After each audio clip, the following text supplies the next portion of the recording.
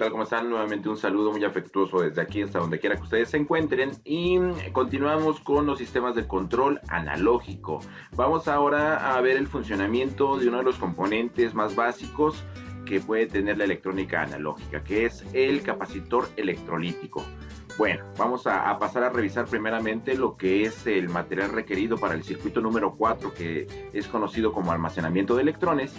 El circuito número 4 va a llevar una resistencia de 220 ohms, que es esta de aquí, rojo, rojo, café, dorado. Una resistencia de 1 kilo ohm, café, negro, rojo, dorado, que sería esta de aquí, café, negro, rojo, dorado. Vamos a tener también un capacitor electrolítico de 1000 microfaradios. Los capacitores electrolíticos se miden en faradios, pero al ser el faradio una unidad muy grande, nos tenemos que ir al orden de microfaradios, que es en el orden de 1 por 10 a la menos 6. Sería este de aquí, el capacitor número 1, que es de 1000 microfaradios. Un segundo capacitor, porque vamos a intercambiar capacitores, que es de 100 microfaradios. Y el último capacitor, que va a ser de 10 microfaradios. Físicamente los capacitores a mayor capacitancia, por ejemplo, en la realidad este que es de 1000 microfaradios, va a ser un botecito, porque estructuralmente parecen botecitos, va a ser un botecito más grande que el de 100 microfaradios, y el de 100 microfaradios va a ser un botecito más grande que el de 10 microfaradios. Van como que aumentando en tamaño estructuralmente conforme aumenta la capacitancia en microfaradios. Vamos a pasar al desarrollo del circuito, a la fabricación y diseño del circuito. Ya tenemos aquí indicado en nuestro circuito, si nos damos cuenta está más remarcado lo que es el positivo y el negativo del broche de pila, sí, lo cual nos está indicando que ya tenemos que tenerlo conectado a nuestro protoboard, a toda la zona de energía positiva, el cable rojo, y a toda la zona de energía negativa, el cable negro. Como nos damos cuenta, eso ya lo tenemos aquí en nuestro protoboard. El cable positivo lo tenemos a la zona positiva del protoboard, que es todos los orificios de la línea roja. El cable negro en todos los orificios que están contiguos a la línea negra, y con estos puentes estamos llevando la energía positiva y negativa a la zona de energía del protoboard de la parte inferior. Entonces tenemos positivo y negativo tanto de arriba como abajo para poder disponer de estas corrientes positivas y negativas dependiendo del diseño que nos maneje el circuito. Nos damos cuenta entonces, siguiendo más o menos la forma de conexión que realizo yo. Recordemos que el diseño es particular para cada uno de los diseñadores o cada uno de los estudiantes. Yo empiezo por lo general siempre desde el positivo hacia el negativo. Entonces me estoy dando cuenta que tengo que conectar una resistencia de 220 ohms, que es un componente que no tiene polaridad, no importa cómo acomodemos las terminales en el circuito, no va a afectar. Lo tenemos que conectar una de sus terminales a positivo. Entonces pasamos al circuito. Esta es la resistencia de 220 ohms y una de sus terminales, como lo estoy haciendo aquí, la voy a conectar a positivo. Yo escogí la segunda terminal, colocarla en alguno de los orificios de la línea número 12. Como nos damos cuenta que acá está la 13, acá está la 11. Obviamente esa terminal quedaría en la línea número 12, pero tu diseño tú lo puedes hacer como tú quieras, tú puedes escoger cualquiera de las otras líneas, siempre y cuando respetes la conexión que nos está indicando el diagrama. Bien, la segunda terminal de la resistencia de 220 ohms nos está indicando el circuito que la tenemos que colocar o conectar, mejor dicho, a dos componentes. El primer componente sería a una de las terminales de la resistencia de 1 kilo ohm, pero también la tenemos que conectar hacia el positivo del capacitor de 1000 microfaradios, que es con el primero que vamos a iniciar nuestro circuito. Primeramente vamos a realizar la conexión que tenemos aquí ya marcada de la resistencia de 220, la segunda terminal de la resistencia de 220, a una de las terminales de la resistencia de 1 kilo ohm. Aquí tenemos la resistencia de 1 kilo ohm y una de sus terminales la voy a conectar en la misma línea donde se encuentra la segunda terminal de la resistencia de 220 ohms para hacer esta conexión que nos indica el circuito. Voy a hacer esta conexión de una vez. Si nos estamos dando cuenta, aquí acabo de indicar, ¿sí? Inclusive lo hice más grande a este circulito que había aquí. Lo que esto indica es que existe un nodo. Cuando estamos conectando tres o más componentes a una misma línea del protoboard, ahorita lo vamos a ver que esto significa que es una conexión en la misma línea del protoboard.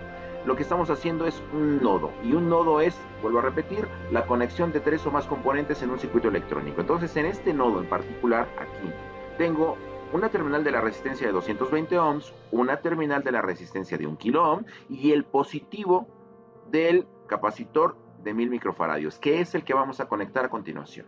Recordemos que estructuralmente los capacitores puede ser color negro, color gris, el color que sea en cuanto a la estructura del capacitor no importa. Lo importante, encontrar la franja que tiene inscrito el signo menos. En este caso, esta franja gris me está indicando que esta terminal es el negativo y donde no tenemos ninguna franja en la estructura del capacitor sería el positivo, como nos indica nuestro simulador de Tinkercad. Otra forma de poder diferenciar el positivo y el negativo en los capacitores electrolíticos es que el positivo por lo general viene más largo, o la terminal viene más larga que el negativo. Esa es una segunda forma de poder identificar estructuralmente el negativo y el positivo en los capacitores electrolíticos. Bueno, vamos a conectar el positivo a la unión de las dos resistencias, o mejor dicho, en el nodo que nos está indicando el circuito. Aquí es donde se conecta el positivo. Por lo tanto, bajo mi capacitor electrolítico y la terminal positiva me quedó en la línea 10, que sería esta, y la terminal negativa me quedó en la línea 8 del protoboard. Entonces lo que tengo que hacer es unir el positivo al nodo, ¿sí?, en donde se juntan esas dos resistencias. Entonces sacamos un puente para poder anexar el positivo a este nodo, ¿sí?, donde están esas resistencias. Regresando con el diagrama, vamos a conectar nuestra segunda terminal de la resistencia de 1 kilo ohm con el ánodo de LED. Aquí ya tenemos indicada la conexión. Nos pasamos al circuito de la segunda terminal de la resistencia de 1 kilo ohm al ánodo de un LED. Para lo cual voy a colocar mi LED directamente en la segunda terminal de la resistencia de 1 kilo ohm, uniéndolo al ánodo de LED. Aquí se ve claramente la conexión. Estamos utilizando la línea número 12 del protoboard después de lo que es la canal del protoboard, utilizando estas líneas que están separadas de las líneas de arriba. Estoy haciendo la conexión directamente de esta terminal de la resistencia con el ánodo de LED. Y por último, nos faltan dos conexiones más. Esas conexiones son del negativo del capacitor electrolítico al negativo de la pila, y el cátodo de LED también al negativo de la pila. Vamos a iniciar con el capacitor electrolítico al negativo de la pila. Ya tenemos aquí indicado en el circuito esta conexión del negativo del capacitor al negativo de la pila. Pasamos al circuito en protoboard. Aquí tenemos el negativo del capacitor y lo que vamos a hacer es sacar un puentecito. Aquí tenemos ya el puente entonces que va a conducir la corriente eléctrica del negativo del capacitor al negativo del protoboard, porque aquí tenemos el cable negativo del broche de pila. Entonces ya tenemos la conexión que nos indica el diagrama, esta de aquí. Y por último tendríamos que conectar el cátodo de LED también a negativo de la pila. Y como nos damos cuenta, cuando conectamos el cátodo, como nos indica el diagrama, hacia el capacitor, el negativo del capacitor, el negativo de la pila, nuevamente tenemos un nodo en donde se están interconectando tres o más componentes en el circuito. Entonces, para llevar a cabo esta conexión, regresamos al protoboard. Aquí tenemos el cátodo de LED y vamos a sacar un puente, ya sea con un cable Dupont o un cable del número 22 que previamente cortamos y desprendimos un poco del hule que tiene en los extremos para insertarlo en los orificios, obviamente de color negro, ¿no?, para indicar que es una conexión a negativo. Aquí tenemos la conexión entonces del cátodo hacia el negativo de la batería. Bien, aquí tendríamos terminado nuestro circuito, ¿sí?, utilizando un solo capacitor, el de 1000 microfaradios. Recordemos que esos dos, lo que vamos a hacer es intercambiarlo por el de 1000 microfaradios, después cambiar el de a 100 y luego el de 10 microfaradios. Pero bueno, tendríamos nuestro circuito terminado, y lo que tendríamos que observar es cómo el capacitor almacena electrones cuando nosotros desconectamos la pila. Voy a agregar, en mi caso particular para Tinkercad, un interruptor que me abra y me cierre el circuito en esta parte de aquí. Recordemos que la función principal que tiene un interruptor, en este caso vamos a utilizar un interruptor de un polo 2 tiros, es abrir o cerrar un circuito eléctrico. Eso lo voy a realizar yo porque para Tinkercad es necesario estar activando o desactivando ese interruptor para ver el funcionamiento de un capacitor. Tú en casa lo único que vas a hacer es desconectar el positivo de la batería hacia el circuito para estar observando el funcionamiento del capacitor. Lo que tendrías que hacer tú en casa es desconectar este cable del protoboard para observar el funcionamiento, el principio de funcionamiento de un capacitor.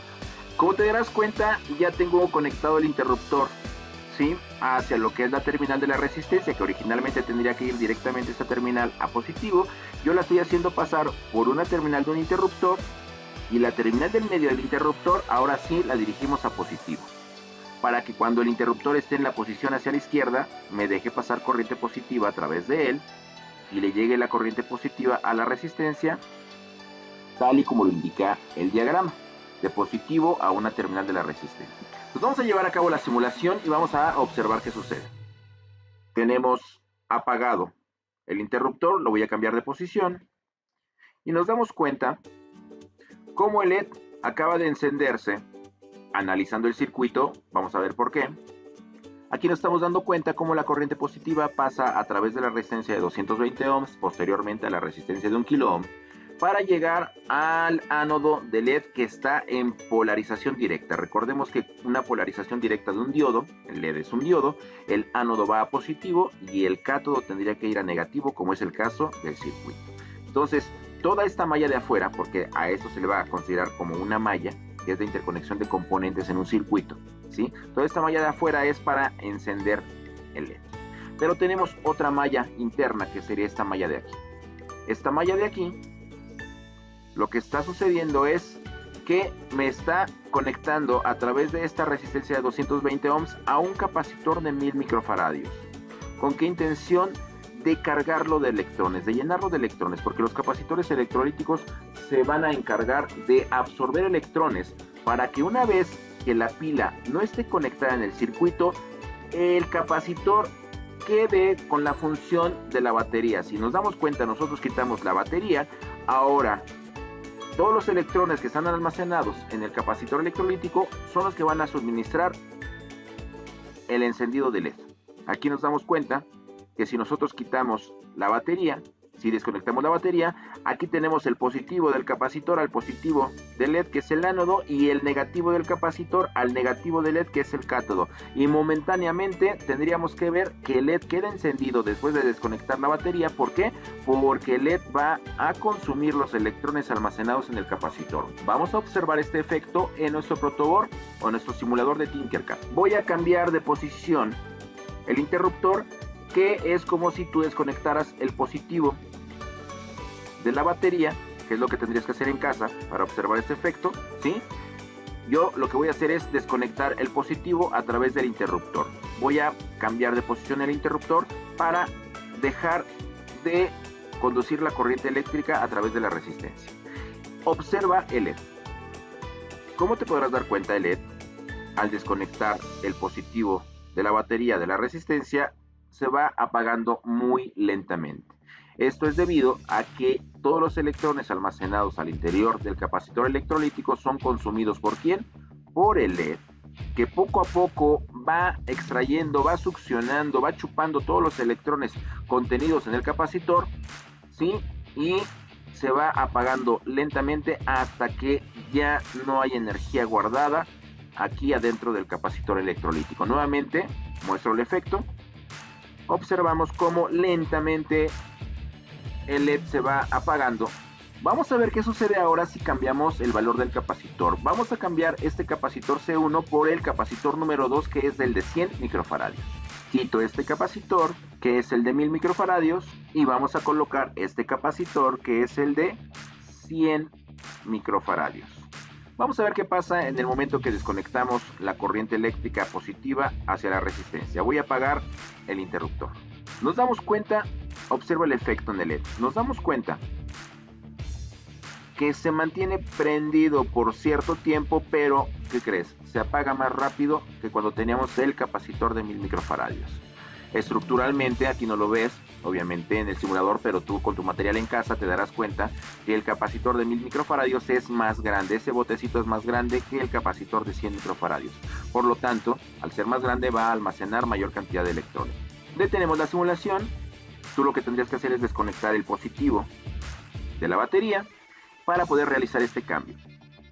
Quitamos el capacitor de 100 microfaradios y vamos a insertar el capacitor número 3, que es de 10 microfaradios. El valor es de 10 microfaradios. Aquí está.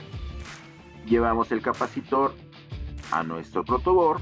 El negativo queda en la línea número 8, que se conduce hacia el negativo de la batería, y el positivo queda en la línea número 10, que es la que conduce hacia, mediante este puente, hacia la línea 12 o el nodo donde están las resistencias. Vamos a iniciar la simulación, vamos a ver qué sucede. Aquí nos damos cuenta que la corriente viaja a través del circuito, ¿sí? Y nos permite encender el LED. Aquí está.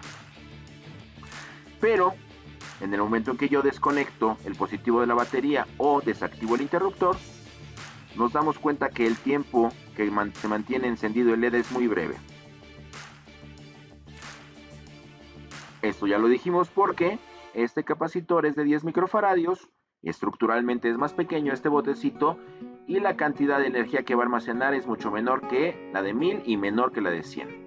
Concluyendo entonces, la función de un capacitor electrolítico es almacenar energía. Nos vamos a dar cuenta con la elaboración de siguientes circuitos que pueden tener funciones secundarias. Por el momento me interesa que entiendas que entre más grande el capacitor, mayor es su capacitancia.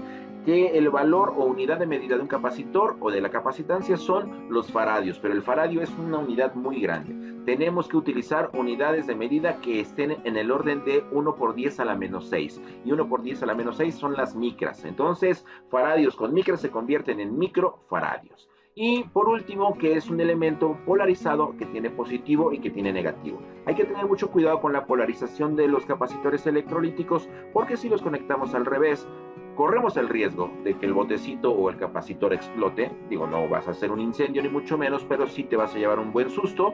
O en su defecto, pues lo más importante es que el elemento, el componente electrónico va a dejar de ser funcional. Espero te haya gustado, nos vemos en el siguiente video. Quédate con nosotros, suscríbete por favor, invita a tus amigos de tu escuela a que se suscriban al canal, dale like y vamos a iniciar por este maravilloso viaje de la robótica educativa y mecatrónica educativa.